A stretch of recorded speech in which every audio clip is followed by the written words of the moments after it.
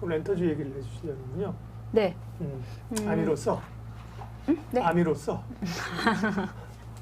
네, 엔터주는 리오프닝 관련해서도 그렇고 이제 시장에서 일단 하반기까지 내년까지 지속 성장 가능한 섹터 중에 하나가 엔터주라고 생각을 하고요. 네. 오늘 같은 경우는 중국의 규제가 또 나왔어요. 엔터주 관련해서. 어떤 게 나왔냐면 어떤 거예요? 오늘 사실 지난주에 엔터주 좀 잘 갔어요. 네. SM 비롯해서 그쵸. 전반적으로 잘 갔는데 오늘 좀 빠진 이유가 중국에서 또 규제가 뭐냐 하면은 인기 차트를 내지 않겠다. 안 된다. 그리고 미성년자 연예인 관련된 그 구매 못하게 하겠다. 그런 부분인데 사실 그런 부분으로 오늘 조금 단기적으로 단기 영향을 받을 수 있겠지만 장기적으로 역시나 저는 그 관련된 모멘텀 그래서 오늘 관련해서는 한 3%씩 맞아요. 빠졌는데 예, 그 영향이 전체적으로 있었군요. 좀 빠졌어요. 네. 전체적으로 빠졌지만 단기 영향에 불과할 것이다. 사실 우리가 그렇게 따지면 게임주 지금 잘 가면 안 되잖아요. 게임 쪽으로도 중국이 계속 그 태클을 태클을 걸고 있었기 때문에 근데 결국은 개별 모멘텀 종목으로 보시면 좋을 것 같다라고 생각이 들고 엔터주는 우리가 여러 섹터 중에서 빼놓지 말고 계속 같이 가셔야 될 관심 종목 중에 하나로 보시면 좋겠다라고 생각을 들고요. 잠시만요.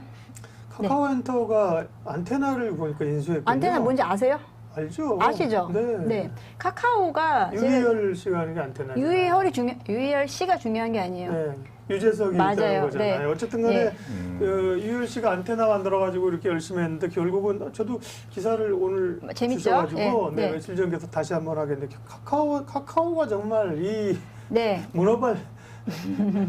문어발이라는 표현이 약간 좀 부정적인 의미가 굉장히 다양한 쪽에 엔터 쪽도 카카오가 지금 카카오엔터가 우리가 자회사 중에서 상장 예정 종목 중에서 카카오페이가 페이는 이제 어느 정도는 좀 이제 더 이상 확장성에 대해서 이제 얘기하지 않고 오히려 이제 밀린 부분에 대해서 하면 되는 건데 그 다음이 보이는 게 모빌리티하고 엔터라고 계속 말씀을 드렸잖아요. 근데 엔터 쪽에서 지금 이 SM하고 같이 얘기를 해야 되는데 SM의 지분 매각서를 계속 나오고 그렇죠. 거기서 후보군은 CJ ENM하고 카카오였어요. 근데 여기에 다시 네이버가 또 좀 관여를 다시 하려고 하는 움직임인 것 같은데 뭐 카카오가 인수를 하든 안 하든 카카오는 카카오 엔터 쪽으로 계속해서 확장을 할 예정이고요. 거기서 저는 안테나라는 기획사가 있어요. 이제 많이들 모르실 텐데 유희열 씨가 하는 기획사인데 매각 규모가 팔았을까? 네? 개인적으로 왜 팔았을까도 궁금하긴 해. 네. 왜 팔았을까? 카카오에서 크겠다는 거죠, 결국은.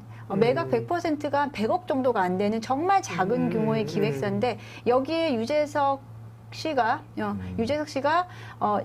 옮기면서 뭐 사실 유재석 씨가 괜히 또 옮겼겠어요? 뭐 아무리 친분으로 했다고 해도 안테나라는 기획사 자체가 워낙에 좀 소규모, 정말 소규모고 이게 또 만들 기획사가 뭐 기획사를 하려고 만든 게 아니래요. 네, 더 큰 판이 있다는 거를 알고 거기 부분에서 캐치를 하고 우리도 그쪽으로 안테나를 세워야 된다라는 부분이고 안테나 쪽으로 안테나를 세워야 카카오가 왜냐면 이제 유재석에서 끝나는 게 아닐 거예요. 뭐 관련해서 이제 아티스트들이 들어올 거고 그러면 결국은 그를 통해서 중점으로 해서 계속 엔터 쪽을 키울 거고 카카오는 카카오 TV라는 또 그 콘텐츠가 있잖아요. 사실 카카오 TV가 지금 저는 생각보다 되게 빠르게 성장하고 있다고 생각을 하고 거기 또 마찬가지로 OTT 쪽하고의 경쟁 구도가 또 나올 것이고 그렇게 됐을 때 이제 유재석을 통해서 사실 뭐 안테나가 중요한 게 아니고 유재석을 영입했다라고 저는 봐도 될 것 같다라고 생각을 하고 카카오가 최근에 이제 모멘텀이 좀 약하긴 하지만 제가 지난주에 카카오는 뭐 14에서 뭐 16, 17 정도 사이에서 트레이딩 관점에서는 좀 좋겠다라고 좀 말씀을 드렸는데 카카오의 최근 수급을 좀 보게 되면은 카카오 수급을 보게 되면 이제 기관 매수세는 계속해서 들어오는 부분이 있고요. 이제 기관들도 뭐 괜히 사지는 않을 거 아니에요. 예, 이런 카카오의 자회사들의 움직임. 카카오는 어떻게 보면 좀 되게 좀 얄미울 수도 있고 어떻게 보면 영리한 건지 모르겠어요. 그건 이제 나중에 봐야 되는데 큰 기업들을 크게 인수를 하지 않아요.